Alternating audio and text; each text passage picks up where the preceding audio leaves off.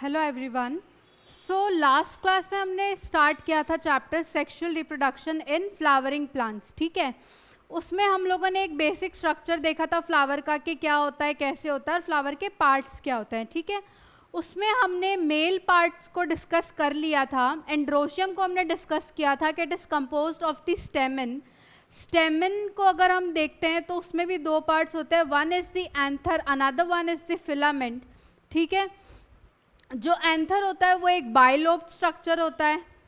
ठीक, हर लोब के बाहर दो थिकास होती है, दो आउटर कवरिंग्स होती है, उनके बीच में एक लॉन्गिट्यूडनल ग्रूव होता है जो उनको ट्रांसवर्स करता है। जब हम एंथर के ट्रांसवर्स सेक्शन को देखने गए तो हमने देखा कि वो एक टेट्रागोनल स्ट्रक्चर है जिसमें 4 माइक्रोस्पोरेंजियम्स प्रेजेंट होते हैं हर एक कॉर्नर में। ठीक है, माइक्रोस्पोरेंजियम जब मैच्योर होते हैं वो बनाते हैं पोलन सैक्स को, जिसके अंदर बहुत सारे पोलन ग्रेन्स होते हैं। ठीक, उसके बाद में हमने देखा कि एक माइक्रोस्पोरेंजियम कैसा दिखता है। माइक्रोस्पोरेंजियम को जब हमने ट्रांसफर सेक्शन में देखा तो देखा कि वो एक सर्कुलर आउटलाइन में होता है। ठीक है, और उस सर्कुलर आउटलाइन में जो 4 लेयर्स होती हैं, epidermis, endothecium, middle layers and the last one is the tapetum, जिसमें कि जो बाहर की 3 लेयर्स होती है उनका फंक्शन होता है प्योरली प्रोटेक्शन का, जबकि जो 4th लेयर है दैट इज द टेपेटम वो क्या करती है, नरिश करती है माइक्रोस्पोर मदर सेल्स को।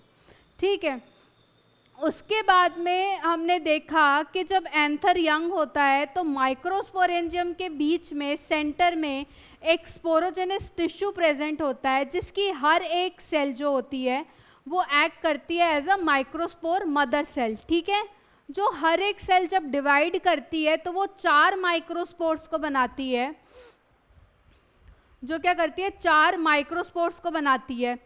जब एंथर डिहाइड्रेट हो जाता है, मैच्योर होके जब डिहाइड्रेट हो जाता है तो जो माइक्रोस्पोर्स भी हैं वो एक दूसरे से अलग हो जाते हैं। ठीक है, अलग हो जाने के बाद वो कहलाते हैं पोलन ग्रेन्स, जो कि क्या होता है मेल गैमेटोफाइट। ये सब था लास्ट क्लास का रिव्यू कि हमने अभी तक मेल एंड्रोशियम में क्या पढ़ा था। ठीक है, अब हमने ये देख लिया था कि पोलन ग्रेन बनता कैसे है। अब हम देखेंगे कि पोलन ग्रेन होता क्या है। ठीक है,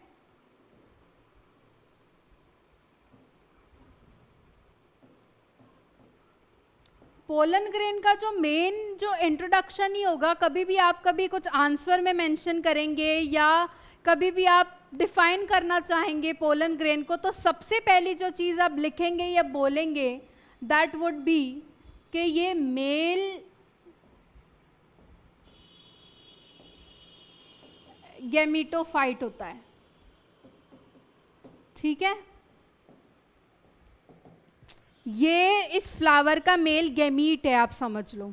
ठीक है, जिसके जो जब फीमेल गैमीट के साथ फ्यूज करेगा तो फ्लावर का सेक्सुअल रिप्रोडक्शन पूरा होगा, जाइगोट बनेगा, एम्ब्रियो बनेगा और बाद में फ्लावर बनेगा। तो यहाँ पे हमने देख लिया कि ये मेल गैमीट तो बन गया है हमारा। अब मेल गैमीट दिखता कैसा है? पोलन ग्रेन्स जो होते हैं वो सर्कुलर या राउंड इन शेप कह सकते हैं। ठीक है, जिनकी साइज होती है around 25 to 50 micrometre in diameter. Yes, okay. अब जब हम पोलन ग्रेन का स्ट्रक्चर देखेंगे तो पोलन ग्रेन जो होता है उसमें 2 लेयर्स होती है। ठीक है, outer one is the exine, inner one is the intine. ठीक है, जो आउटर लेयर है, जो एक्साइन है, वो एक प्रोटीन से बनी होती है जिसका नाम है स्पोरोपोलेनिन। ठीक है, जो बाहर लेयर है, जो बाहर वाली आउटर लेयर है exine, that is made up of a protein जिसका नाम है स्पोरोपोलेनिन। स्पोरोपोलेनिन कहते हैं अकॉर्डिंग टू दी स्टडीज के सबसे जो रेजिस्टेंट जो ऑर्गेनिक मटेरियल है वो आज तक जो जाना गया है that is the sporopollenin. It is very resistant. ना ये कोई क्लाइमेटिक फैक्टर से इफेक्ट होता है, ना एसिड से इफेक्ट होता है, ना एल्कलाई से इफेक्ट होता है। ठीक है, now this is the reason के जो पोलन ग्रेन्स होते हैं वो काफ़ी टाइम तक प्रिजर्व किए जा सकते हैं, मतलब for many years they can be preserved, क्योंकि स्पोरोपोलेनिन जैसा मटेरियल उसमें प्रेजेंट होता है। आज तक ऑर्गेनिक जो कंपाउंड है सबसे रेजिस्टेंट वो स्पोरोपोलेनिन ही मतलब पाया गया, और इसको जो चीज़ डैमेज कर दे वो thing is still not known. तो ये एसिड एल्कलाई किसी से डैमेज नहीं होता, तो इसलिए ये काफ़ी ज़्यादा रेजिस्टेंट होता है। इट इज़ अ रीज़न कि अपन जो पोलन ग्रेन्स हैं वो काफ़ी टाइम तक डैमेज नहीं होते।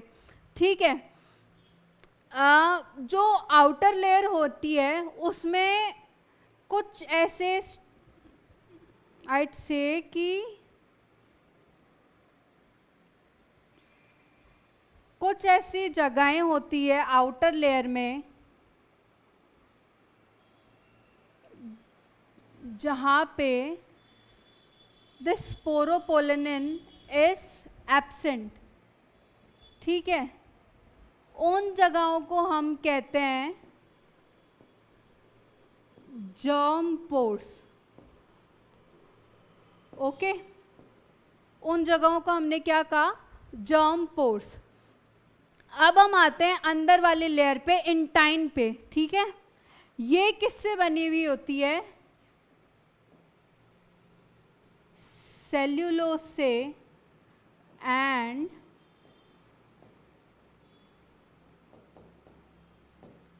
पेक्टिन से। ठीक है, ये तो हो गई मेन बात उनकी लेयर्स की। अब जो पोलन ग्रेन होता है वो basically, I think we should recall it all first.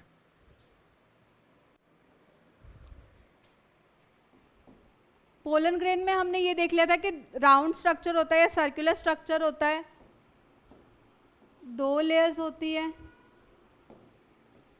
Exine और इंटाइन। ठीक है, exine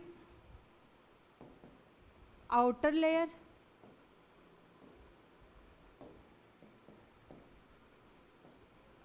made up of sporopollenin. ठीक, स्पोरोपोलेनिन क्या है, प्रोटीन है,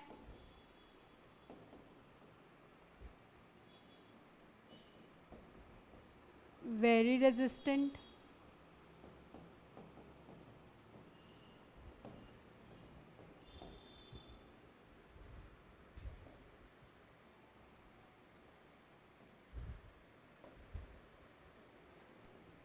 most resistant organic compound,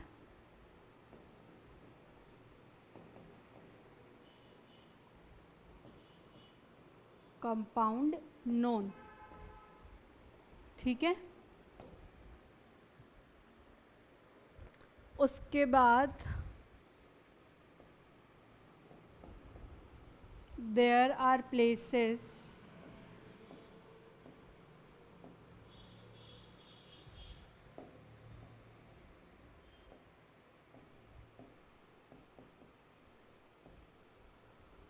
where sporopollenin is absent in exine. उन स्पेसेस को हमने जर्म पोर कहा। ठीक है, second layer is the intine, जो कि इनर लेयर है, और सेल्यूलोज एंड पेक्टिन से बनी है, ठीक है। अब हम आएंगे कि पोलन ग्रेन में होता क्या है। तो पोलन ग्रेन जो होता है, it consist, pollen grain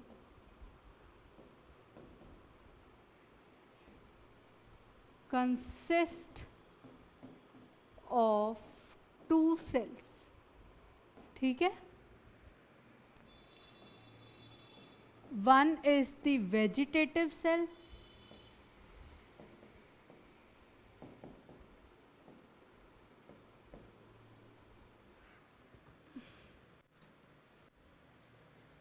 another one is the germ cell, sorry, generative cell।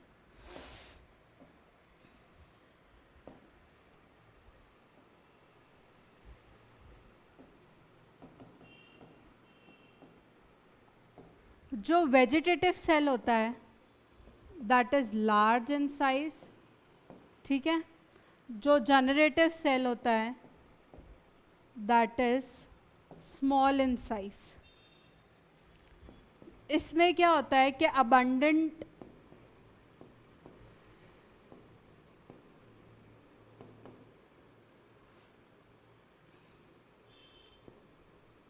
Food is present, ठीक है, and it has a large irregular nucleus। Generative cell जो होता है वो काफ़ी छोटा होता है and it lies in the cytoplasm of vegetative cell, ठीक है।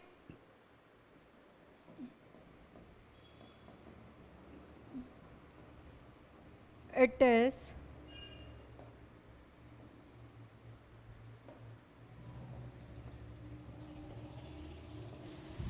spindle in shape, okay. जो जर्मिनेटिव सेल होता है वो वेजिटेटिव सेल की जो साइटोप्लाज्म है उसी में लाई कर रहा होता है and it is spindle in shape, ठीक है। जो majority ऑफ प्लांट्स हैं वो इस स्टेज में जो होते हैं, जो 60% ऑफ पोलन ग्रेन्स हैं वो इसी 2 सेल जो स्टेज होती है उसी में शेड कर देते हैं।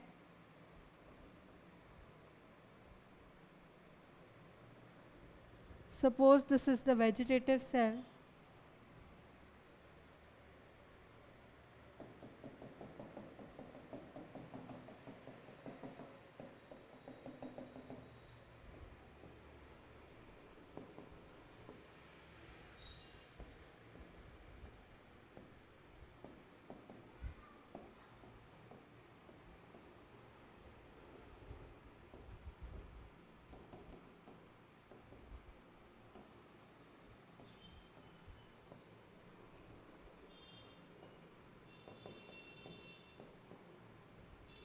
ठीक है। ये है इसकी 2 सेल्ड स्टेज। जो 60% ऑफ पोलन ग्रेन्स होते हैं वो इसी 2 सेल स्टेज पे शेड कर लेते हैं, लेकिन जो 40% ऑफ पोलन ग्रेन्स हैं वो 3 सेल स्टेज पे शेड करते हैं। मतलब कि ये जो जनरेटिव सेल होता है दैट डिवाइड्स इंटू 2, ठीक है,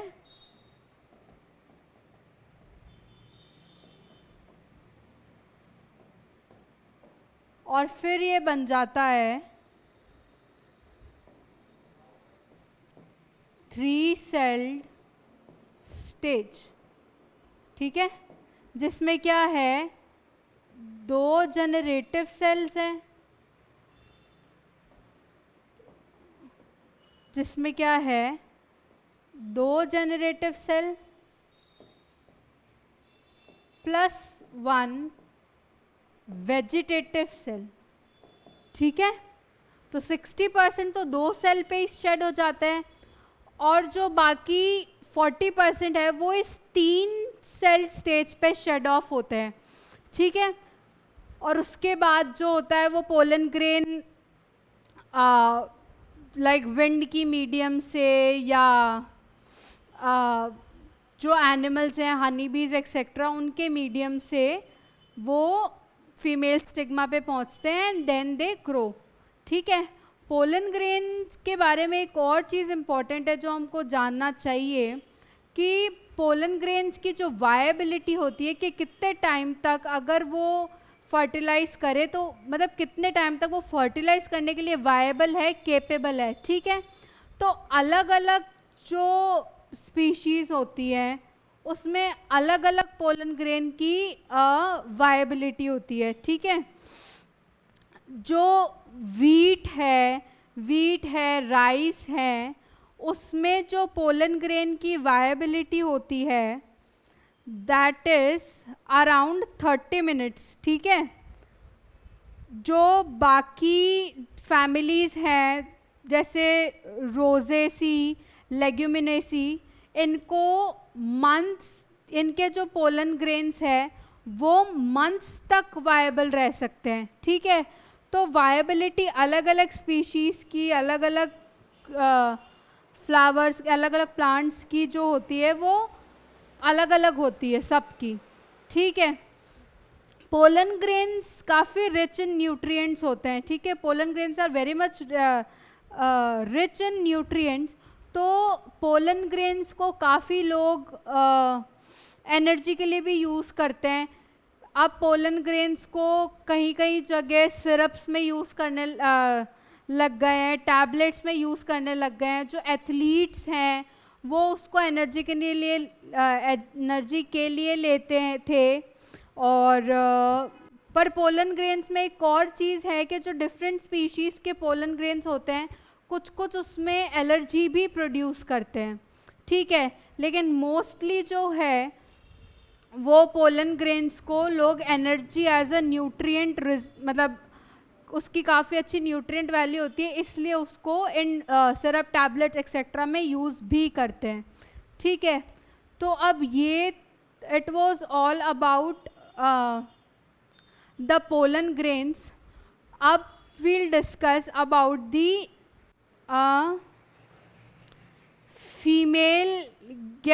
फीमेल स्ट्रक्चर और फीमेल गैमेटोफाइट, ठीक है। Will discuss it in next lecture, but जो एक बेसिक इंट्रोडक्शन है I would like to give you, ठीक है। जो फीमेल स्ट्रक्चर है, ठीक, उसको अपन ने कहा था गाइनोशियम, ठीक है। अब गाइनोशियम जो होता है that is consist of pistols, ठीक है। वो बहुत जैसे हमने देखा था पिस्टल किससे बना हुआ होता है, स्टिग्मा, स्टाइल और ओवरी, ठीक है। वो पार्ट जो फ्लावर का है that is known as the pistil. उसमें बहुत सारे पिस्टल्स भी हो सकता है, एक पिस्टल भी हो सकता है, ठीक है। ओवरी जो होती है उसमें ही जो फीमेल गेमिटोफाइट होता है that is situated inside the placenta, मतलब ओवरी के अंदर प्लेसेंटा होता है और प्लेसेंटा के अंदर ही जो होता है वो फीमेल गेमिटोफाइट इज प्रेजेंट, ठीक है, जिसको हम एम्ब्रियो सैक बोलते हैं। तो नेक्स्ट क्लास में हम ये देखेंगे कि जो ये स्ट्रक्चर्स हैं वो क्या है, कैसे हैं, कैसे ये पूरा जो फीमेल स्ट्रक्चर, कैसे ये जो फीमेल रिप्रोडक्टिव ऑर्गन है वो सारा एम्ब्रियो सैक को फॉर्म करता है, क्या क्या प्रोसेसेस इन्वॉल्व होता है, that we'll discuss in the next lecture. For now it was all about the gametogenesis of the male part. Okay, female part को हम नेक्स्ट लेक्चर में डिस्कस करेंगे.